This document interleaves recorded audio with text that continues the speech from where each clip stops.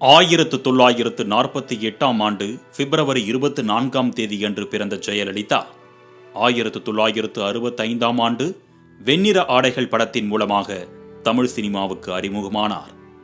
மக்கள் திலகம் எம்ஜிஆரால் தொடங்கப்பட்ட பேர் இயக்கமாம் அதிமுகவை இரும்பு கோட்டையாக மாற்றியதற்கு முக்கிய காரணமானவர் இரும்பு பெண்மணி ஜெயலலிதா.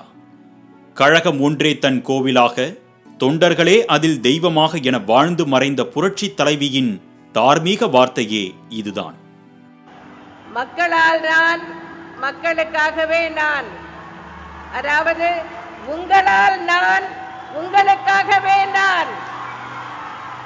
எனக்கு எல்லாமே நீங்கள்தான். 1982 ஜூன் 4 அன்று புரட்சி தலைவர் எம்ஜிஆர் துவக்கிய அண்ணா திராவிட முன்னேற்ற கழகத்தின் சார்பில் கடலூரில் நடத்தப்பட்ட மாநாட்டில் ₹1 கொடுத்து உறுப்பினர் அட்டையை பெற்ற ஜெயலலிதாவுக்கு இன்று 1.5 கோடி தொண்டர்கள். 1983 அதிமுகவின் கொள்கை பரப்பு செயலாளராக்கப்பட்ட ஜெயலலிதா 1984 மாநிலங்களவை உறுப்பினர் பதவிக்கு எம்ஜிஆரால் பரிந்துரைக்கப்பட்டார்.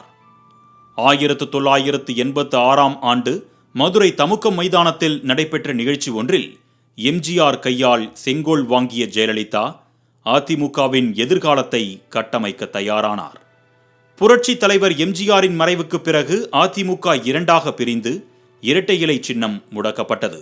ஆனால் அதைத் தொடர்ந்து நடைபெற்ற சட்டமன்ற தேர்தலில் சேவல் சின்னத்தில் போட்டியிட்ட ஜெயலலிதா 27 எம்எல்ஏக்களுடன் பேரவைக்குள் நுழைந்தார்.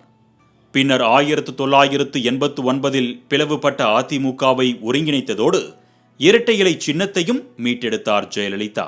இதுவரை 6 முறை தமிழ்நாட்டின் முதல்வர் அரியணையை அலங்கரித்து அதிக நாட்கள் பதவியில் அமர்ந்தவர் என்ற பெரும் பேரை பெற்றார் ஜெயலலிதா. ஜெயலலிதாவின் ஆட்சி காலத்தில் ஏராளமான நலத்திட்டங்கள் எழுத்தளவில் மட்டுமே அல்லாமல் நடைமுறைக்கும் வந்து மக்களுக்கு பயனளித்தன.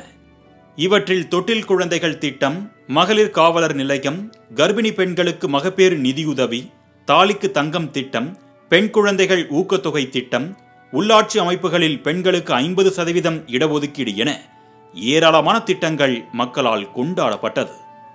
ஜெயலலிதா கொண்டு வந்த திட்டங்களில் பெரும்பாலானவை பெண்கள் முன்னேற்றத்திற்காகவும் குழந்தைகள் நலனுக்காகவும் அமைந்தன.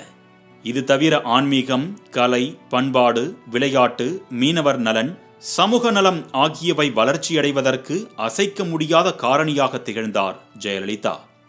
மக்கள் மனதை வென்றெடுத்த தலைவர்கள் என்ற பட்டியலில் தமிழ்நாட்டில் எத்தனையோ பேர் இருந்திருக்கலாம்.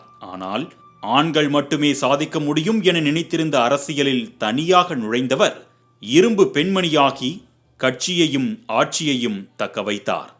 சினிமாவில் நாயகியாக வாழ்க்கையை தொடங்கிய ஜெயலலிதா அரசியல் உலகில் நிரந்தர தலைவியாக வாழும் வரை மகாராணியாகவே திகழ்ந்தார் என்பதில் மாற்று கருத்து இல்லை.